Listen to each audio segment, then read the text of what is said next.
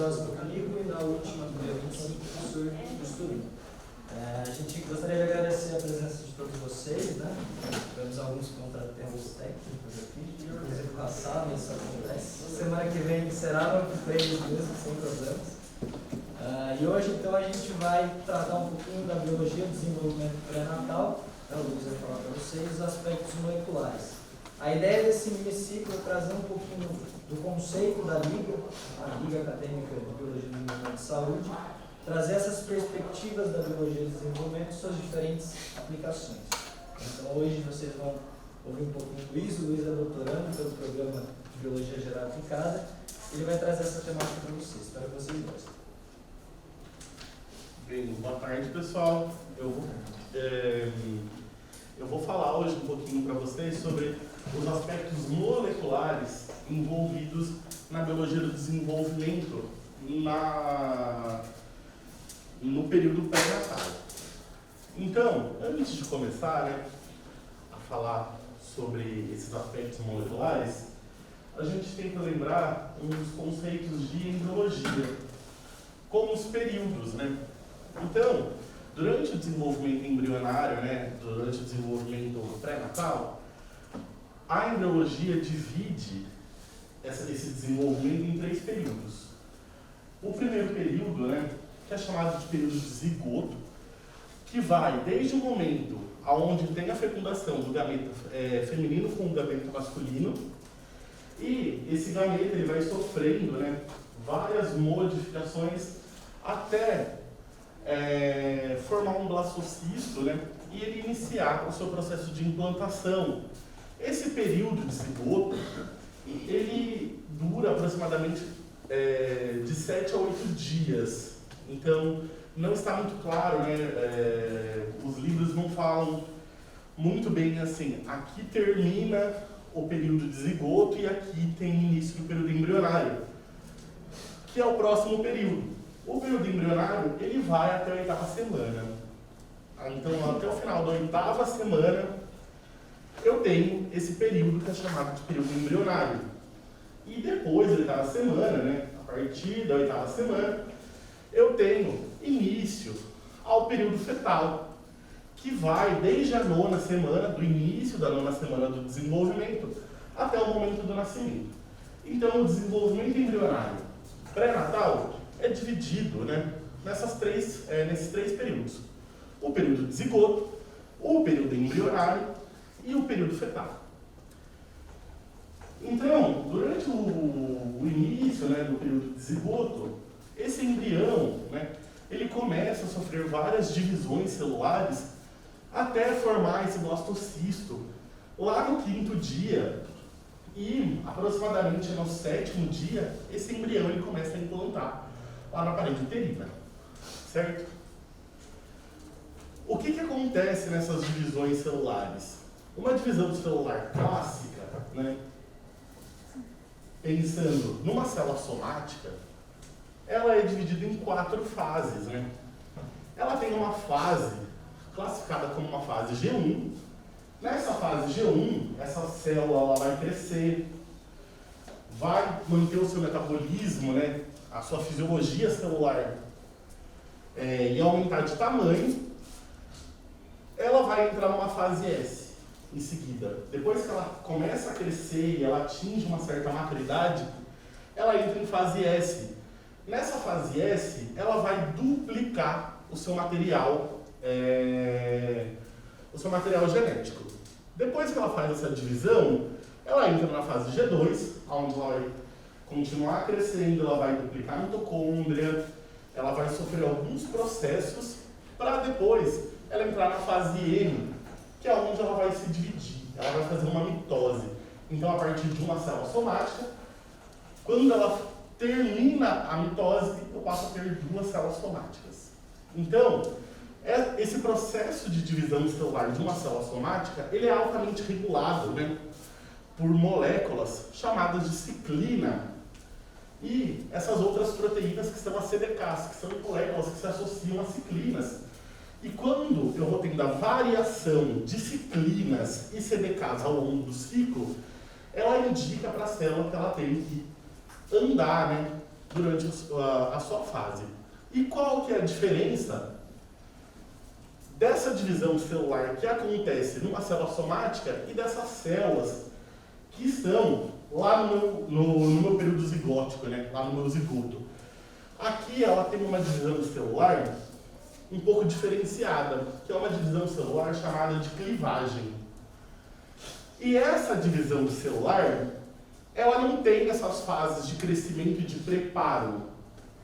Ela simplesmente tem uma fase de mitose, né, e uma fase de duplicação do seu material genético. Então, a célula duplica o seu material genético e se divide. Duplica o seu material genético e se divide. E qual que é a implicação disso, né? Se eu olhar aqui, nessa imagem, eu não tenho um aumento do tamanho, porque essas células elas vão se dividir, elas vão ficar sofrendo essas clivagens, e eu aumento o número de célula, mas eu não aumento o tamanho. E por quê? O ciclo dela, o ciclo celular dela, é um ciclo diferenciado que não tem essas fases de crescimento, que é a fase G1 e a fase G2. Ela duplica o seu material e faz uma mitose. Duplica o seu material e faz uma mitose. E isso não permite que eu tenha um aumento, né? Isso não acaba não permitindo que eu tenha um aumento do tamanho. E sim, um aumento do número de células. Durante esse desenvolvimento embrionário, e agora saindo do período zigótico e já no período embrionário, essas células elas começam a apresentar algumas alterações estruturais e elas começam a fazer grandes eventos. Essas células, elas primeiro se proliferam, então eu tenho um aumento, né, durante todo o período embrionário eu tenho um aumento do número de células. Essas células, elas vão se tornando especializadas, ou seja, essas células, elas vão se diferenciando. Então, a partir desse momento, as células, conforme tu tem o meu período embrionário, as células, elas, a cada divisão celular que ela vai tendo, e ali já não é uma divisão por clivagem, mas sim uma divisão,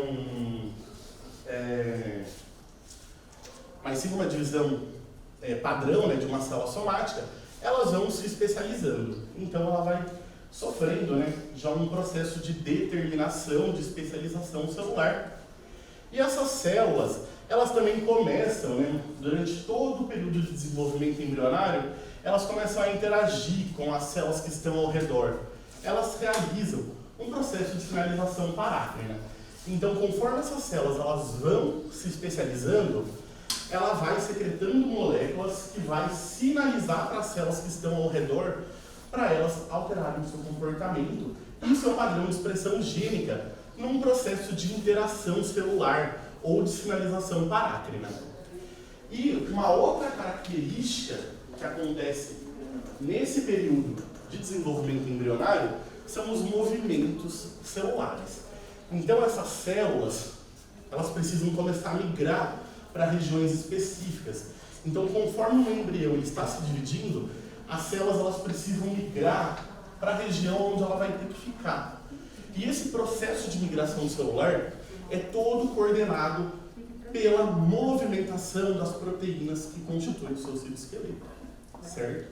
Então todo o citoesqueleto, filamentos intermediários, filamentos de actina, microtúbulo, eles vão sofrendo rearranjos para levar a célula de um determinado lugar para outro, certo? Então, conforme essas células elas entram nesse período embrionário, elas começam a ter destinos altamente definidos e específicos.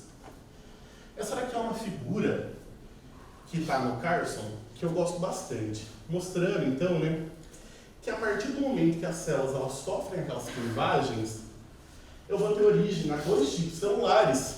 Uma que vai dar origem a trofoblasto, e aqui vai dar origem às membranas extraembrionárias, e outra vai dar origem à massa celular interna, né, do embrião. E essas células, conforme elas vão se dividindo, elas vão dando origem a outras estruturas, como, né, estruturas que estão presentes lá no saco uterino, que é importante, né, O saco uterino é uma estrutura muito importante do ponto de vista de biologia da reprodução, porque as células germinativas elas surgem ali, né, na região do saco uterino. Enquanto outras células dessa massa celular, conforme elas vão se dividindo, ela vai acabar dando origem, né, os três folhetos germinativos, que vai dar origem a todos os sistemas constituintes de um indivíduo, certo?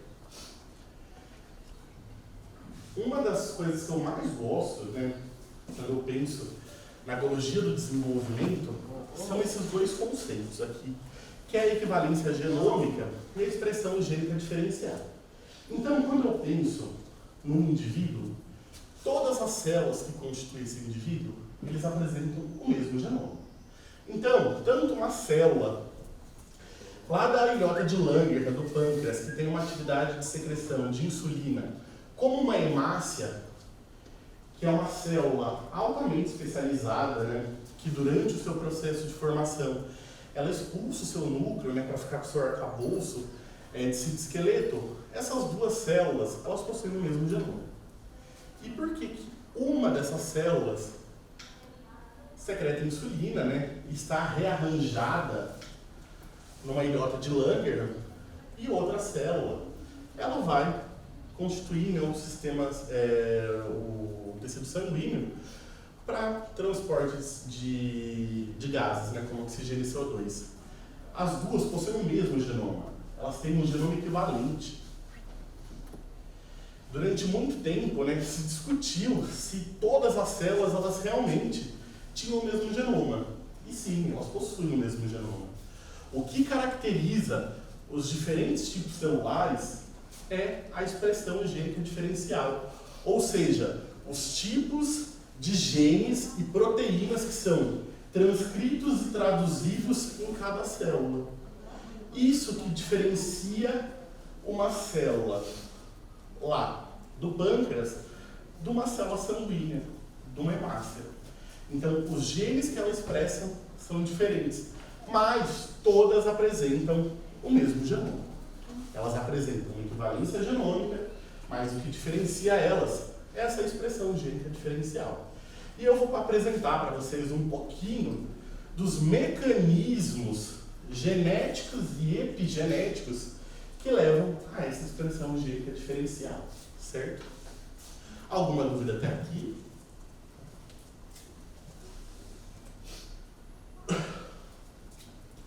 Essa é uma figura clássica com o dogma central da biologia molecular, né?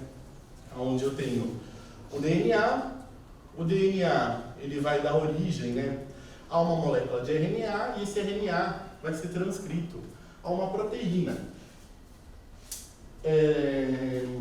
Quando essa figura ela é mostrada, né, ela parece ser um processo bem tranquilo, partindo do DNA, chegando até a proteína. No entanto, né, hoje eu tenho uma série de fatores que regulam esse processo, desde a minha estrutura do DNA até o meu fenótipo, né, até a minha expressão da minha proteína. E isso inclui, né, alterações na estrutura do DNA. Então eu tenho moléculas ali que também vão influenciar na minha organização do meu genoma, que, né, acaba sendo chamado como um regulador pré-transcricional, ou seja, são regulações que acontecem ali no meu genoma antes mesmo de eu conseguir acessar ele para fazer a transcrição de um RNA mensageiro. Eu tenho também, né, uma regulação transcricional, então eu tenho ali alguns fatores que são ativados no momento da transcrição, que também, né, são reguladores pós-transcricionais, que aí aqui eu tenho uma série de moléculas como inibição da atividade de ribossomo, eu tenho a expressão de RNAs não codificantes, como microRNAs, ou non-codings, piRNAs, siRNAs, que vão fazer essa regulação pós-transcricional. E depois que esse RNA mensageiro ele consegue ser traduzido, ali eu também tenho uma série de fatores que podem influenciar a atividade da minha proteína que foi traduzida. Então, esse processo, né, que durante muito tempo foi demonstrado dessa forma, ele é altamente complexo e altamente dinâmico e regulado em vários níveis por moléculas que atuam de uma maneira até antagônica, né? Eu tenho uma série de moléculas que regulam outros fatores que regulam.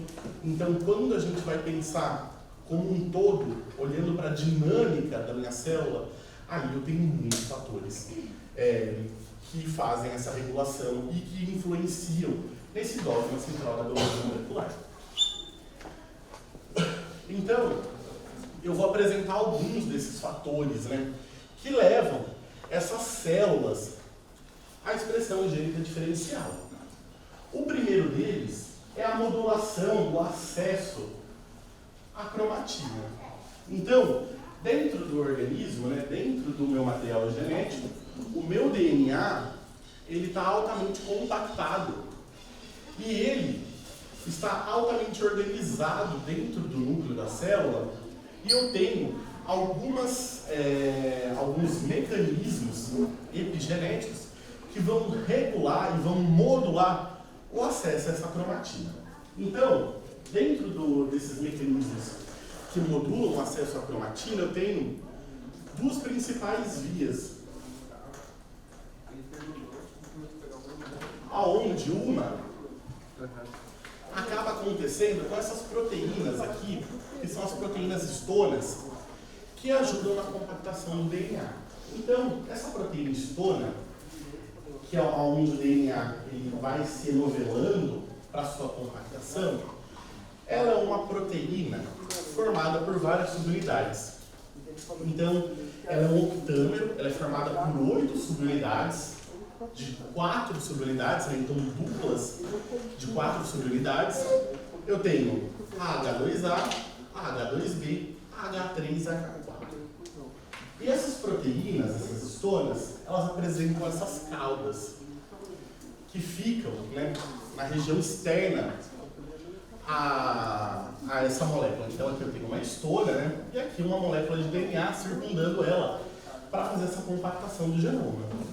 E essas caudas que essas histonas apresentam, elas podem sofrer alguns mecanismos, algumas modificações químicas, que é a adição, né, de um grupamento metil e de um grupamento acetil. Então essas caudas dessas histonas, elas podem ser metiladas ou acetiladas. E o que isso impacta na sua estrutura? Quando eu tenho uma série de enzimas que vão regular esse processo de acetilação e de metilação, como histona acetiltransferase, as desacetilases e as metiltransferases, que vão regular a adição desses grupamentos na cauda dessas histonas. E conforme esses grupamentos eles são adicionados nessa cauda, principalmente nos resíduos de aminoácidos de lisina que constituem essa cauda, ela acaba tendo uma modulação, uma modificação elétrica dessa cauda. Eu tenho uma alteração na sua estrutura elétrica. E então, quando eu tenho, por exemplo, um processo de acetilação, eu tenho a adição do grupamento acetil, ela acaba modulando, né, a carga dessa cauda e deixa ela mais frouxa. E isso facilita o acesso, essas proteínas de desmontarem, né, para a maquinaria de transcrição acessar. No entanto, quando eu tenho uma metilação, isso acaba se tornando mais estável e essa cauda ela acaba se tornando mais densa, como se ela se compactasse mais, o que impede, né, o desmontamento, né, dessa estrutura para o acesso do genoma que está ali, do DNA que está ali. Então eu tenho esses dois mecanismos que acontecem nesses resíduos de aminoácido, de lisina, nas caudas, principalmente da subunidade H3 e da subunidade H4. Certo? E aí as metilações, né, que podem acontecer, na cauda H3 eu tenho algumas regiões específicas, como por exemplo a lisina 9 e a lisina 27, Quando eu tenho a presença desses grupamentos metil nela, eu tenho uma repressão da transcrição gênica, ou seja, eu tenho uma diminuição da expressão gênica. E quando eu tenho metilações, né, na posição 4, na posição 38 e na posição 79, eu tenho uma característica, um estímulo para a expressão gênica. Então, esse processo de modulação do acesso à cromatina, ele também é altamente, é até difícil você entender muitas vezes, porque dependendo da posição onde eu tenho essa modificação química, eu posso ter um comportamento de estimular ou desestimular o acesso, né, à cromatina. Além dessas alterações que acontecem nas histonas, eu tenho algumas alterações que podem acontecer a nível do DNA, aonde a citocina, que é a base nitrogenada que compõe, né, o meu material genético, o meu DNA, ele pode também ser metilado, deixando de ser uma citocina, formando uma 5-metilcitocina. E o que acontece? Quando eu tenho a adição desse grupamento metil, a maquinaria de transcrição, ela vai encontrar dificuldade ao percorrer a fita do DNA e ela não vai conseguir fazer um processo de transcrição. Então, eu tenho uma repressão física pela presença desse grupamento metil que impede a maquinaria de transcrição de percorrer sob a fita do DNA, e aí eu tenho uma inibição do processo de transcrição. Eu também não consigo acessar o meu material genético para fazer essa transcrição. Então, quando eu tenho, né, os genes, eles apresentam algumas regiões específicas, mas quando eu tenho, né, principalmente na região promotora, uma região não metilada, eu tenho a expressão ativa de um gene.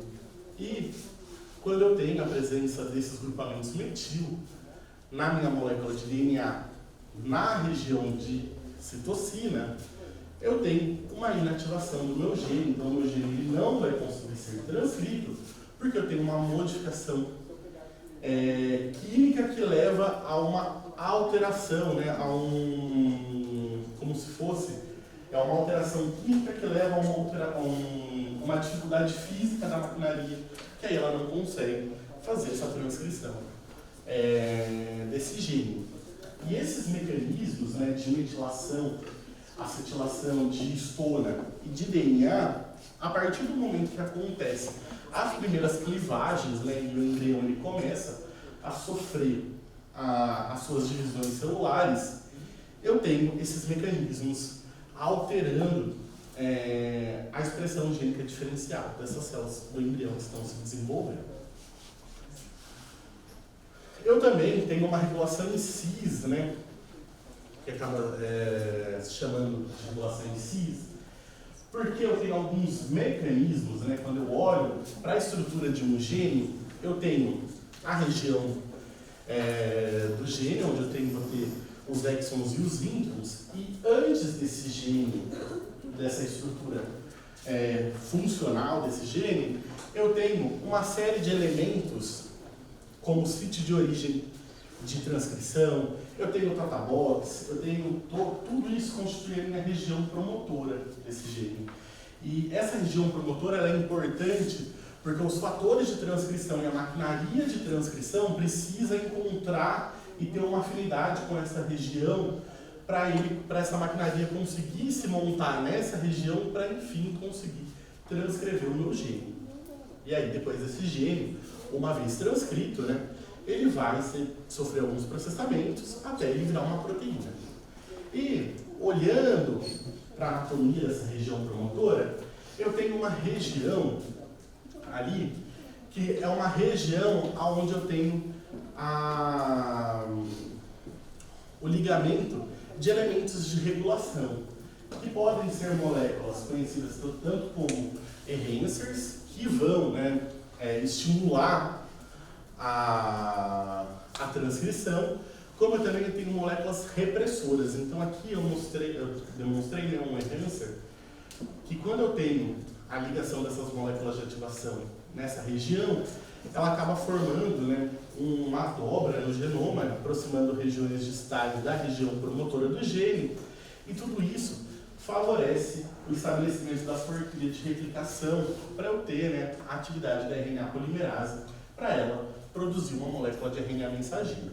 Então, esse mecanismo de regulação, a gente chama ele de um mecanismo de regulação em cis, onde eu tenho essas regiões, eu tenho regiões na região promotora que vão facilitar o acesso de fatores de transcrição que podem estimular ou inibir a transcrição de um gene. Eu também tenho, né, um processamento pós-transcricional.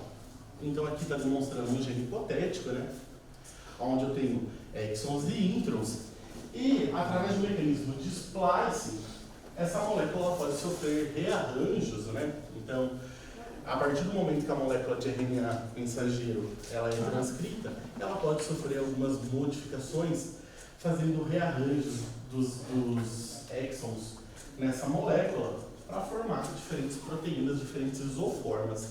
Então, aqui eu tenho demonstrando, né, 3 proteínas que podem ser derivadas desse gene a partir desse mecanismo de processamento de splicing, certo? E ainda regulando a expressão gênica diferencial, eu tenho a presença dos no-codes, né, dos RNAs não codificantes. Eu gosto bastante desses RNAs não codificantes. Eles atuam, né, de uma maneira bem refinada nesse processo de expressão gênica diferencial, e o aumento da presença desses RNAs não codificantes no genoma estão diretamente associados a questões evolutivas também. Então, a presença desses RNAs não codificantes, ela tem um aspecto também um pouco evolutivo, quando você pensa, né, na diversidade das espécies, tanto no reino animal como no reino vegetal, e os fungos também, as bactérias, elas apresentam, né, alguns, as bactérias, os mecanismos de regulação são um pouco diferentes, mas fungo, os vegetais e as células animais, elas apresentam esses mecanismos de regulação através desses RNAs não codificantes, e eles são classificados, né, em 2 grandes classes, onde eu tenho os pequenos RNAs não codificantes, que apresentam menos de 200 pares de nucleotídeos, né, compondo a sua estrutura, e eu tenho moléculas com mais de 200 pares de base, e uma característica, né, essencial desses RNAs não codificantes é que eles não possuem capacidade de serem traduzidos, certo? Então eu vou falar um pouquinho dos microRNAs, que são muito bem estabelecidos, né? Eles são moléculas que possuem entre 17 e 25 nucleotídeos. Eles foram descritos lá na década de 90, e hoje, né, ele é uma das principais alvos de investigação, tanto por meio tanto na investigação clínica, como do ponto de vista de investigação de biologia do desenvolvimento e de evolução, e ele acaba atuando como um regulador pós-transcricional, ou seja, ele acaba atuando sobre a molécula de RNA mensageira já transcrita. E aí elas atuam, né, na região 3' UTR, e o seu processo de atuação, ele acaba sendo por pareamento de pelo menos, né, dessa sua estrutura de 17 a 25 nucleotídeos. Quando eu tenho um pareamento de pelo menos 7 bases, eu tenho esse microRNA, ele pode atuar, né, inibindo a tradução dessa molécula de RNA mensageiro, e essa região onde acontece esse pareamento é chamada de seed region, que é a região onde tem essa complementariedade. Essas moléculas, né, esses microRNAs, eles são conservados evolutivamente, então quando eu vou investigar, né, microRNAs ao longo da evolução, eles apresentam uma certa conservação da sequência, o que garante, né, muitos estudos translacionais entre as moléculas de microRNA em diferentes organismos. E como acaba acontecendo o processo de atuação dessas moléculas de microRNA? Ela forma um complexo chamado de complexo P-RISC ou complexo RISC, onde ela se associa, essa molécula desse pequeno RNA, ele se associa com proteínas, né, que possuem capacidade de clivar uma molécula-alvo. Então esse microRNA, ele acaba se pareando a uma molécula de RNA mensageiro, e como ele está associado, né, formando esse complexo RISC, essas proteínas que compõem esse complexo possuem capacidade de quebrar, né, de destruir a molécula de RNA mensageiro, impedindo o processo de tradução. E aí essas proteínas, né, eu tenho como as proteínas que compõem esse complexo, as proteínas argonautas, né, mas eu também tenho algumas outras proteínas que são as Lili, né, ou as proteínas Piwis, que também conseguem, né, nessa família de argonautas, clivar moléculas de RNA, inibindo o seu processo de transcrição, de tradução. Eu tenho um microRNA, ele pode surgir a partir de muitos lugares, né? Ela tem uma ampla distribuição no genoma. Então, eu tenho microRNAs que estão em regiões intergênicas, eu tenho clusters de microRNAs, eu tenho microRNAs que ficam entre regiões de intron, eu tenho alguns microRNAs que ficam, né, que são classificados como mirtrons, que ficam próximos, né, de regiões de exons. Então, entre um exon e outro, eu também posso ter um cluster desses microRNAs sendo expressos. E ele tem essa série dessa distribuição ao longo do genoma. Então, de um modo geral, essa molécula ela é transcrita, né, por uma RNA polimerase. Ela é transcrita, né, como um primicroRNA. Essa molécula tem aproximadamente uns 90 nucleotídeos, né, compondo ela. E essa molécula é muito legal porque ela consegue se dobrar, formando um hairpin, que a gente fala. Então, ela se dobra sobre si mesma, né, formando essa estrutura que é um hairpin. E aí eu começo a ter processamentos, né, lá no meu núcleo, por moléculas, por enzimas conhecidas como DROCHA, que vai clivar primeiro as extremidades, formando pré-microRNA. E aí aqui ele já tem aproximadamente 65 nucleotídeos.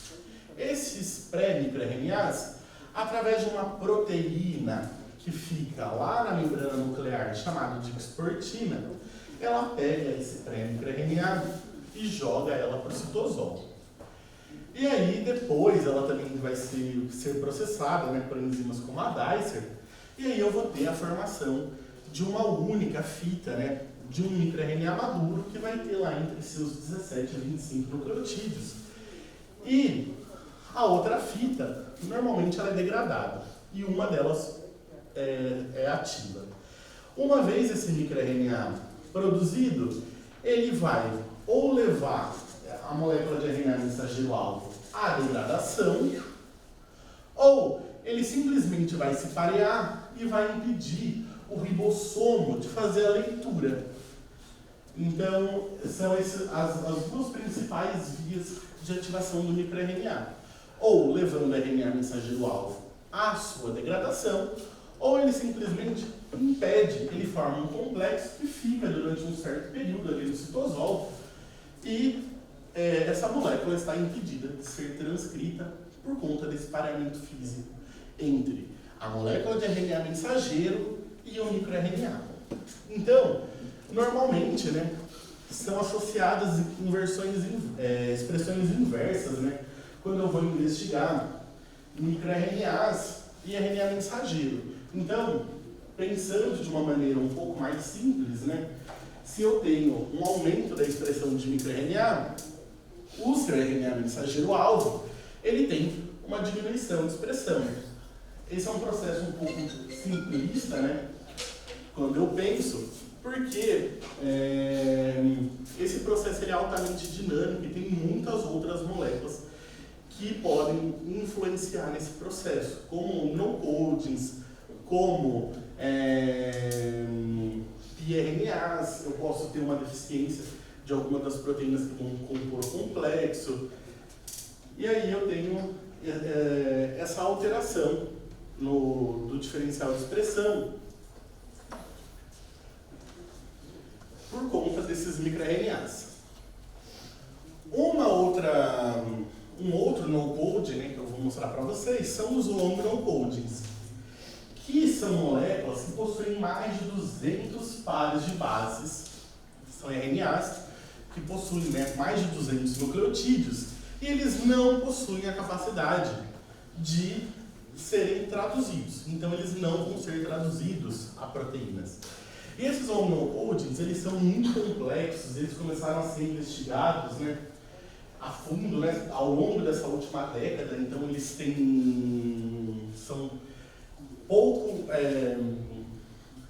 É muito pouco elucidado os mecanismos de atuação deles e de técnicas de estudo, porque eles possuem diversas funções dentro da célula.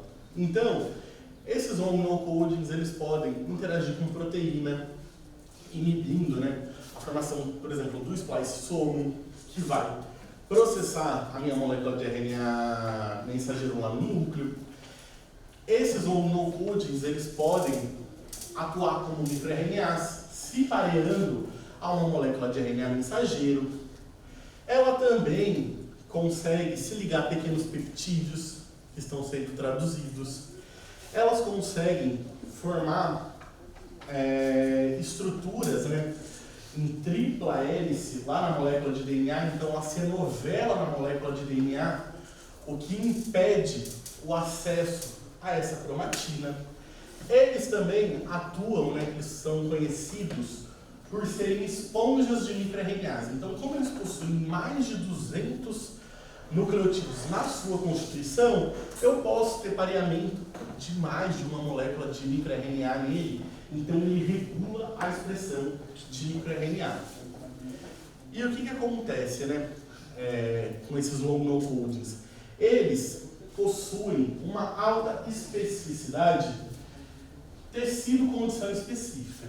Então, por exemplo, se eu tenho um tecido de mama, eu tenho uma pequena alteração na região, eu já mudo todo o padrão de expressão de um long no-coding naquele momento. Como ele transcreve poucas moléculas, porque seu nível de transcrição é muito baixo, daqui uma hora, numa outra condição, o padrão de expressão de long no-codings ali já é completamente diferente do que eu tinha há minutos atrás. Então, e ele também apresenta, né, uma meia-vida muito mais curta que uma molécula de RNA mensageiro dentro da célula. Então, elas são degradadas muito fáceis. E tudo isso torna essas moléculas bem complexas do ponto de vista de estudo funcional. Esses long no-codings, eles, uma vez transcritos, eles podem ser quebrados no citosol e dando origem a outros RNAs não codificantes, como microRNA, piRNA, siRNA, aqueles small nuclear e nucleolar RNAs também que são produzidos ali. Tem estudos já que mostram long no-codings sendo colocados para fora da célula em vesículas de exossomo. Eles podem ser liberados na circulação, eles podem ser encapsulados por vesículas recobertas de moléculas de HDL. E essas moléculas, né, esses long no-codings, eles conseguem atuar como reguladores em cis, como reguladores em trans e ir para o citosol. Então, eles podem atuar em cis quando eu tenho quando eu estou tendo a expressão dele, né, em uma determinada região do genoma, ele pode estar ali formando, né, inibindo ou recrutando fatores de transcrição, ou ele pode formar um triplex na molécula de de DNA, né, do DNA mais o long non-coding enovelado nele. Esse é o mecanismo de atuação em cis. Ele pode atuar em trans, ou seja, ele pode ser produzido numa região do genoma e ir para uma outra região do genoma regular a atividade numa região mais distante, e ele pode ir para o citosol, sequestrar e inibir, ou sequestrar microRNA e inibir a transcrição de RNAs mensageiros. Então aqui tem uma imagem, né, mostrando um long non-code expresso atuando em cis. Então ele vem aqui na região do gene e acaba impedindo o seu processo de transcrição. Ou ele pode ter essa atuação em trans lá nuclear. Uma vez ele produzido, ele pode ir para um outro gene e inibir a sua expressão. Ou ele pode ir para o citosol, se ligar a proteínas ou RNAs mensageiras e microRNAs, atuando como reguladores pós-transcricionais. Então, eles são moléculas que participam de muitos processos durante o desenvolvimento embrionário. O long non-coding mais estudado hoje é o XIST, que é um long non-coding que é responsável por inativar o segundo cromossomo X das mulheres. Então, o long non-coding, quando tem a presença dos dois X no núcleo dessa célula, ele expressa esse long non-coding e ele vai atuar na inativação desse segundo cromossomo X. E esse é o long non-coding mais bem explorado do ponto de vista funcional que nós temos hoje na literatura. E agora, pessoal, eu vou falar um pouquinho de alguns momentos, né, aonde eu tenho, que já tenho elucidado, os momentos decisivos para a diferenciação de células durante o desenvolvimento embrionário. Então, quando eu tenho lá no meu zigoto, que ele começa a sofrer aquelas primeiras clivagens, ele vai chegar um momento que ele vai precisar separar o que vai virar o trofoblasto, né, que vai dar origem às membranas extraembrionárias, e o que vai gerar essa massa celular interna. A primeira diferença, a primeira expressão gênica diferencial se dá nesse momento, onde as células que vão lá para o trofoblasto, para dar origem a essas membranas extraembrionárias, ele começa a expressar uma molécula chamada CDX2. Quando ela começa a expressar essa molécula, ela vai começar a dar para essas células uma característica epitelial, que é a característica que o trofoblasto tem quando eu olho para ele numa lâmina histológica. E as células que vão formar a massa celular interna, que vai dar origem a todos os demais tecidos embrionários, ele começa a ter expressão de 3 moléculas que são, né,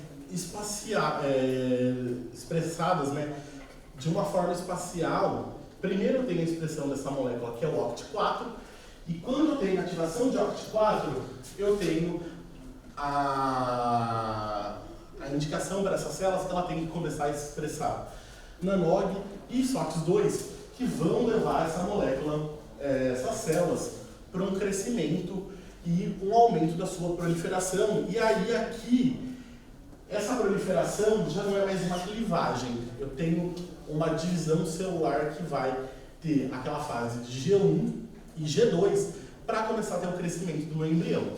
Então, quando eu tenho, né, a ativação do OCT4, ele leva ao aumento da expressão de SOX2 e NANOG, que vão indicar para essas células que elas têm que continuar proliferando, e aqui elas já começam a crescer de tamanho. Depois que eu aumento a população lá, eu tenho uma queda dos níveis de OCT4, e aí essas células elas perdem essa capacidade de vir dar origem a todos os tipos celulares. E aí aqui eu tenho um primeiro processo de determinação, onde essas células elas já vão ter características específicas, certo? E aqui mostrando, né, O OCT4, ele primeiro, né, forma um complexo, um fator de transcrição, né, uma forquilha junto com o SOX2, e isso vai indicar, né, para ter um aumento da expressão de NANOG. E quando eu tenho o aumento da expressão de NANOG na célula, eu tenho a ativação de vias de crescimento celular como PI3K e AKT. As vias são ativadas e aí essas células elas continuam crescendo e aumentando a sua proliferação celular. As células que estão aqui no trofoblasto, elas apresentam esse CDX2 e algumas outras moléculas, ela também expressa um pouco de OCT4 e esse GAT3, mas ele indica para essa região do trofoblasto que ela vai ter que começar a entrar na decídua, lá no útero, para fazer o processo de implantação. Então ela indica para essas células, ela guia essas células para elas entrarem na decídua e acontecer o processo de implantação embrionária. Aqui é um estudo mostrando, né, a expressão desses CDX2, isso aqui são embriões cultivados em cultura, são embriões de camundongo, e é uma imunofluorescência mostrando aqui em azul que a expressão desses CDX2, eles acabam acontecendo sempre nessa região que reveste o embrião, que é essa região que forma o trofoblasto, que é a região que vai adentrar no útero para fazer o processo de implantação embrionária.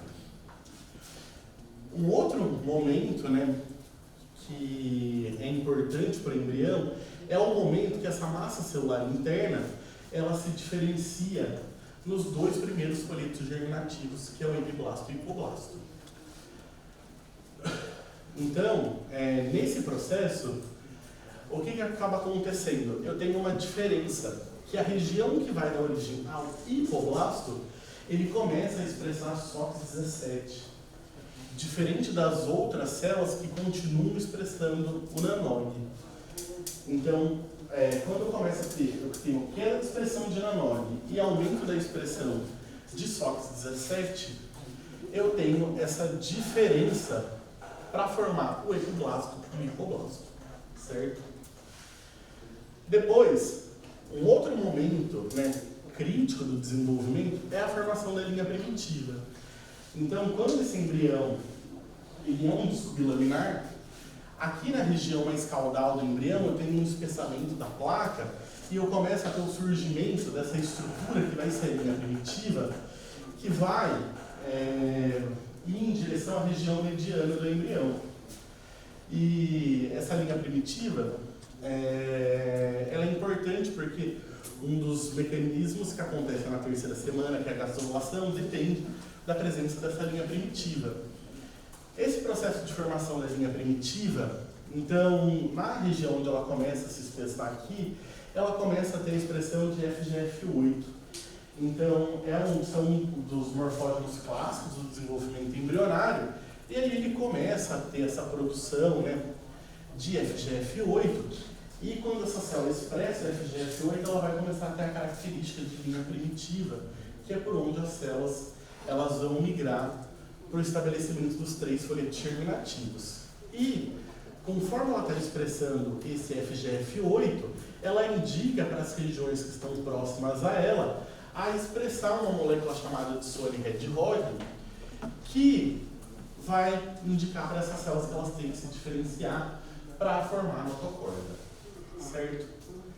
Depois, lá na terceira semana, acaba acontecendo a gastrulação, né? Então eu acabo tendo o estabelecimento dos 3 folhetos germinativos, aonde as células do epiblasto elas vão migrar, né, pela linha primitiva e vão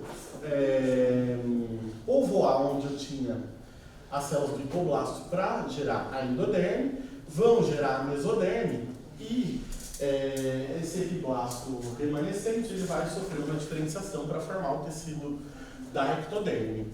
Então, nesse momento, né, lá na gastrulação, quando o embrião deixa de ser um disco bilaminar e se torna um disco trilaminar, eu tenho algumas moléculas que vão atuar. Então, as células do epiblasto, elas apresentam uma característica epitelial. E uma célula epitelial ela tem muitas moléculas de adesão, certo? A característica dos tecidos epiteliais é a presença dessas proteínas adesivas que unem uma célula a outra. Durante o movimento dessas células do hipoblasto pela linha primitiva, essas células elas vão rompendo, elas vão diminuindo a expressão de vimentina, ocludina, as proteínas da zona de aderência, de zona oclusiva, e essas células conseguem migrar. Então, ela vai sofrendo uma alteração estrutural, e aí ela começa a passar pela linha primitiva, e aí ela vai povoar aonde eu tinha o hipoblasto para dar origem à endoderme, ela vai formar células que vão ficar aqui no meio, para dar origem ao mesoderme, e essas células do hipoblasto remanescentes, elas vão depois dar origem à ectoderme. E o que acontece? Durante esse processo, essas células perdem essa característica epitelial. Elas sofrem um processo chamado de transição epitélio-mesênquima, aonde ela para de interagir com moléculas, com essas proteínas adesivas, para ela conseguir fazer esse mecanismo de migrar pelo epiblasto até a linha primitiva e depois para ela conseguir povoar o ectoderme e dar origem ao mesoderme. Uma vez estabelecidos os 3 folitos germinativos, o ectoderme ele vai fazer a comunicação, vai dar origem aos tecidos que fazem a comunicação do indivíduo com o meio, como o sistema nervoso, pele, olhos, e vai dar origem às células da crista neural. No mesoderme eu vou ter a formação de ossos, músculo, cartilagem, sangue e do sistema urogenital, e da endoderme eu vou ter a formação das glândulas anexas, do sistema digestório e do sistema respiratório. E aí lá na 4ª semana eu tenho a organogênese rudimentar, onde eu tenho a neurulação, a metamerização e a formação do intestino primitivo. Então, cada um dos folhetos germinativos vão passar por alterações. Então, a primeira é a formação do tubo neural, onde a ectoderme ela vai se espessar, ela vai formar uma dobra na sua região medial, e as suas regiões de borda elas vão se encontrar na região medial, vai formar um tubo e ela vai para dentro do embrião para dar origem ao tubo neural e todo o sistema nervoso. E como acontece a diferenciação desse tubo neural? Na região medial, que é onde vai ter a dobra, eu começo a ter expressão de SOX2 e SOX3, que são fatores de transcrição e moléculas clássicas da biologia molecular do desenvolvimento. E depois, nas regiões mais adjacentes, que são as outras regiões do tubo neural, que estão se desenvolvendo, eu vou ter expressão de NOT, delta e alguns BMPs. Quando eu tenho esse padrão de expressão diferencial lá na ectoderme, isso vai gerar um movimento de dobramento na região medial para o fechamento do tubo. Então aí depois, uma vez estabelecido esse plano, essas regiões de borda, elas vão começar a se aproximar, e aí aqui em uma das regiões eu tenho a expressão de MSX1, 2 e SNEL2, e tudo isso indica para ela que ela tem que começar a se aproximar para então fechar o tubo neural. E essas células aqui da borda, elas vão fugir para a formação das células da crista neural, que vão dar origem a diversas estruturas, os nervos, gânglios, a região de medula da adrenal. Então tem uma série de derivados que migram dessas células que induzem a aproximação desse ectoderme para fazer o fechamento do tubo neural aqui. Um outro processo que acontece é a metamerização, que é no mesoderme, onde ele vai dar origem a 3 regiões. Ao mesoderme paraxial, que vai formar os somitos, ao mesoderme intermediário, que vai formar o sistema urogenital, e ao mesoderme lateral. Então, para a formação dos somitos, que é desse mesoderme paraxial, que fica ao redor do tubo neural, eu tenho ali uma série de genes que vão tendo alteração na sua expressão e vão indicar a formação dessas estruturas, que são os somitos, que são as suas... que acaba acontecendo, né, a formação dos somitos, e ela é indicada, né, a partir do desbalanço dos níveis de expressão de ácido retinóico e de FGF. Uma vez o somito formado, né, ele vai, por um processo de sinalização parácrina com o tubo neural, indicar a diferenciação para formar derme, os ossos e os músculos, certo? E tudo isso vai gerar uma diferenciação desse somito. Então, eu tenho uma região que vai dar origem à derme, eu tenho uma região que vai dar origem aos músculos das costelas, eu tenho uma região que vai dar origem, né, às vértebras, eu tenho uma região que vai dar origem aos músculos da parede corpórea. Também na formação do sistema do mesoderme intermediário, eu tenho uma série de moléculas que vão sendo expressas ao longo da diferenciação, né? Então, na formação de todo o sistema urogenital, eu tenho moléculas que fazem parte da família ROX, que vão sofrendo alterações de expressão ao longo desse cordão de mesoderme intermediário, até acontecer a formação do rim clássico, do rim funcional, né? Então, durante esse processo, eu tenho a formação de pronéfro, mesonéfro e metanéfro, e tudo isso é gerenciado pela expressão de ROX e de moléculas WNTs. E, né, na mudança do plano corpóreo, que acaba gerando, né, as pregas, a prega caudal, cranial e a lateral, para o fechamento, né, do embrião e a formação do intestino primitivo, eu tenho algumas moléculas que acabam atuando nessa região, que é principalmente, né, alterações de expressão de VGF, de FGF e BMP e de moléculas PDX1 e Sonic Hedgehog, e tudo isso ao longo de toda essa região do intestino, né, médio, vai favorecer os dobramentos do embrião, então o dobramento cranial, o dobramento caudal e o dobramento lateral, e também vai indicar para essa região que ela vai ter que ter alteração no seu padrão de expressão gênica para formar, né, o pâncreas, o fígado, o estômago, o duodeno e o estabelecimento do intestino posterior, que depois vai se diferenciar no intestino delgado, no intestino grosso. E no brotamento dos membros também é uma outra fase muito crítica do desenvolvimento. Então, o ectoderme que reveste o broto desse membro, ele começa, né, a induzir essa região a crescer.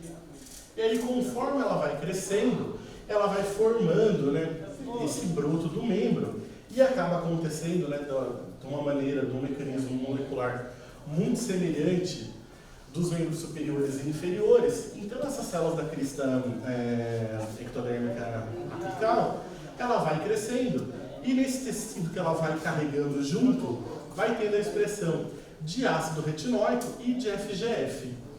E aí, conforme essa crista vai ficando mais distante desse tecido, ele vai mudando o seu padrão de expressão gênica, e eu vou tendo a formação dos ossos e dos músculos que ficam ali.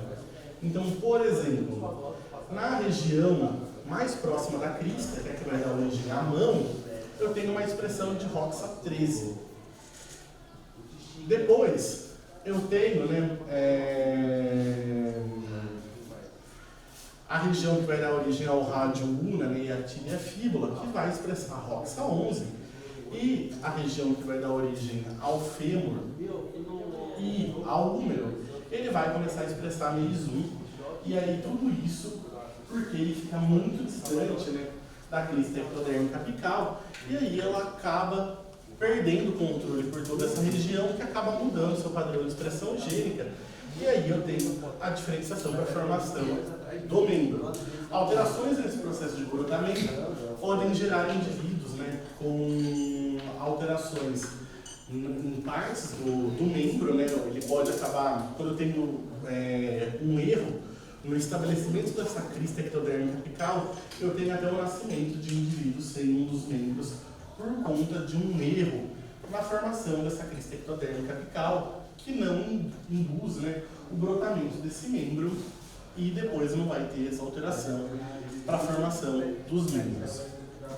A biologia, para encerrar agora, né, essas vias clássicas, né, que eu citei da biologia do desenvolvimento, elas estão altamente atreladas, né, aos processos de oncologia, ou seja, ao surgimento de processos carcinogênicos.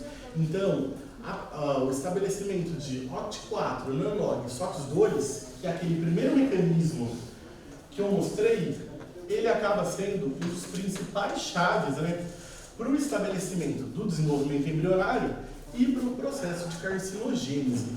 Uma vez estabelecida, essa célula vai perder, né, a sua capacidade de controlar o ciclo celular e aí eu vou ter o estabelecimento do câncer.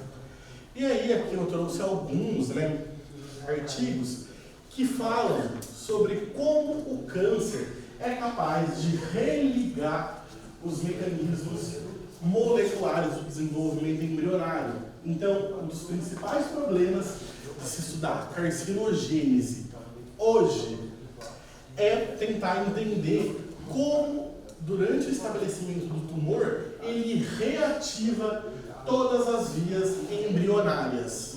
Então, ele religa toda essa maquinaria de crescimento, proliferação, de perda de controle de ciclo, né, de divisões rápidas, são um dos maiores problemas para o entendimento da carcinogênese e é onde hoje em dia se gasta muito tempo estudando para tentar entender como o câncer consegue religar essa maquinaria que aconteceu lá durante o desenvolvimento embrionário e como isso contribui para a sua carcinogênese tecido específica. E aí, esses aqui foram os livros, né, que eu acabei usando para montar a aula. E eu acho que eu acabei falando muito. Eu estou aberto a perguntas, pessoal. Se vocês tiverem alguma dúvida.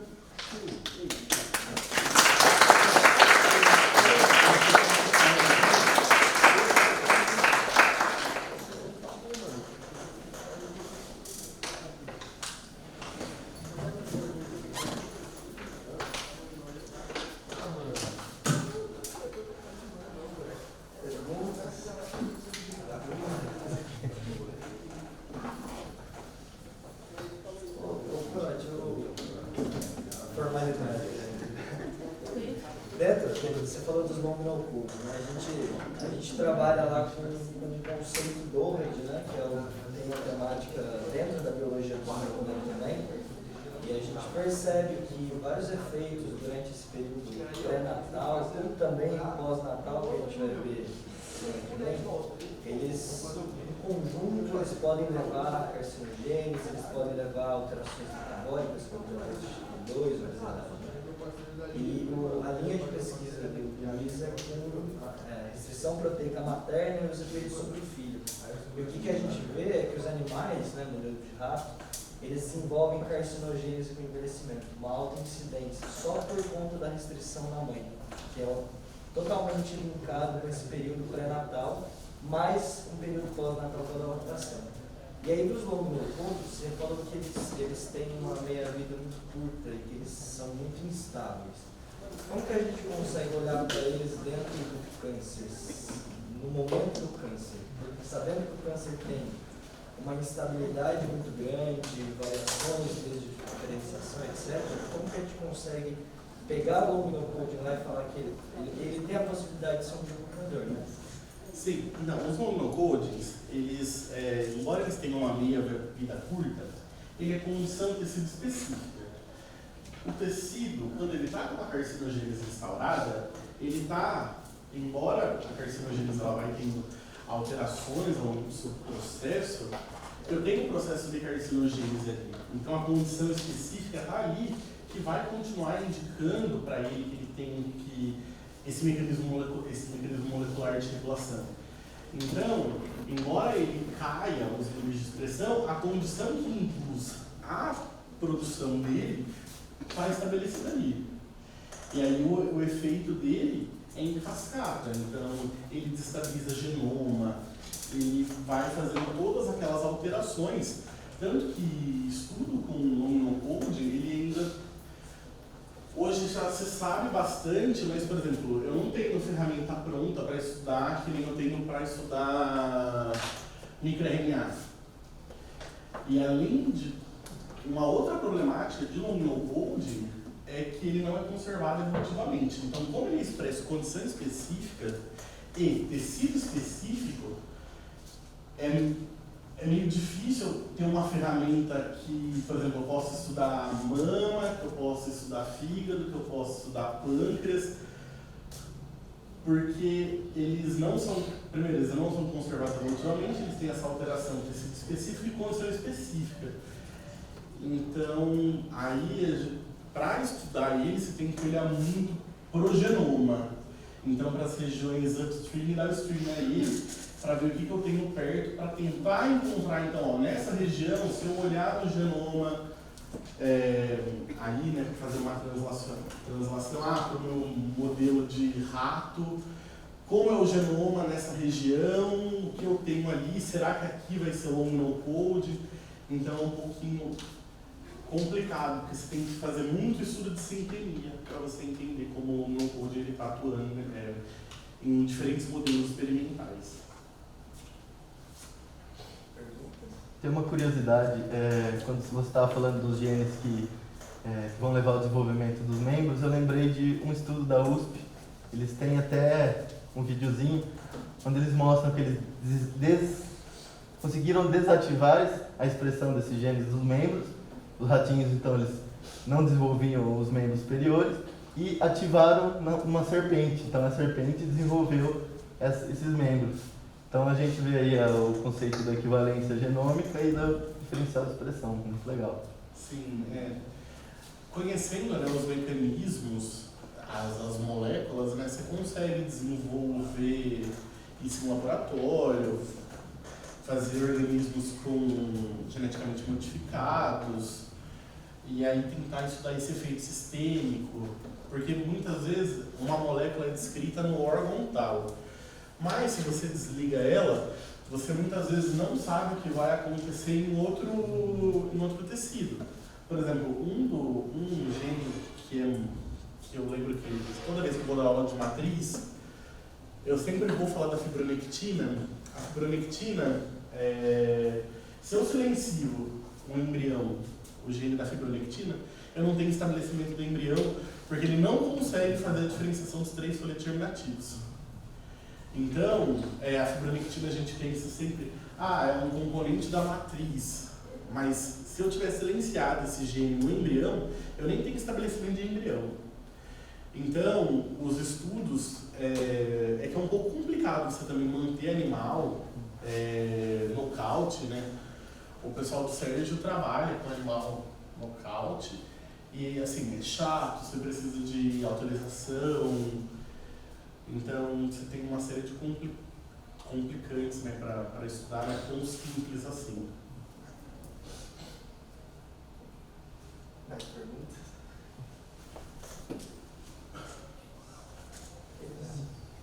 Isso. Por exemplo, caso os cheguem a mais conclusões sobre, por exemplo, os RNAs longos não modificantes, microRNAs, etc., a gente poderia desenvolver algumas, por exemplo, em perspectiva do câncer, umas terapias gênicas, por exemplo, não modificar uma certa proteína dentro de tumores, etc., para evitar algo assim. As drogas hoje para tratamento oncológico, até o início dos anos 2010, elas usavam muito gene. Hoje, os estudos com oncologia já visa tentar entender moléculas que controlam ela para fazer tratamento com ela. Então, tem muito estudo com o code pega, tem uma série de microRNAs, já que são conhecidos como assinatura gênica para desenvolvimento de determinados tumores. E tem um pessoal que fez aquela startup, tem uma startup que tem um pessoal, não lembro, acho que é de Ribeirão, eles escreveram 3 microRNAs que são essenciais para a carcinogênese de tireoide. E aí eles, você já sabe que câncer de tireoide vai ter doação desses 3 microRNAs. Então, muitos estudos hoje visam moléculas que vão, ou que carregam, né, essas vesículas como microRNA, que são drogas, né, desenhadas para levar direto, né, os drivers, ou outras terapias que consigam controlar a expressão dessas moléculas. Então, do ponto de vista de biologia molecular e ensaio no laboratório, já é muito estudado o silenciamento de microRNA. Long no-code é um pouco mais difícil e ainda assim é um caos estudar eles, porque é muito pouco descrito ainda mecanístico. Então, e até ensaios de silenciamento de expressão de long no-code são bem difíceis de ser estabelecidos para tentar entender o papel dele para depois pensar nessas outras perspectivas, como por exemplo o desenho de uma droga que carregue uma molécula dessa. Mais alguma pergunta?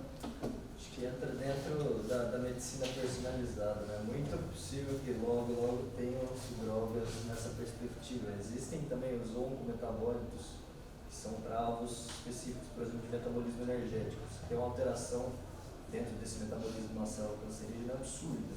Mas também é indivíduo específico, e isso que traz a grande dificuldade de estudar câncer. Você pega, que a gente estava conversando com você pega 2 indivíduos que têm o mesmo tipo de tumor, adenocarcinoma de cólon, por exemplo. Aí você vai avaliar a resposta do microambiente tumoral, é totalmente distinta. Você encontra um ou outro alvo semelhante, mas o jeito que esse tumor se comporta dentro do tecido e o jeito que o sistema responde a esse tumor são distintos.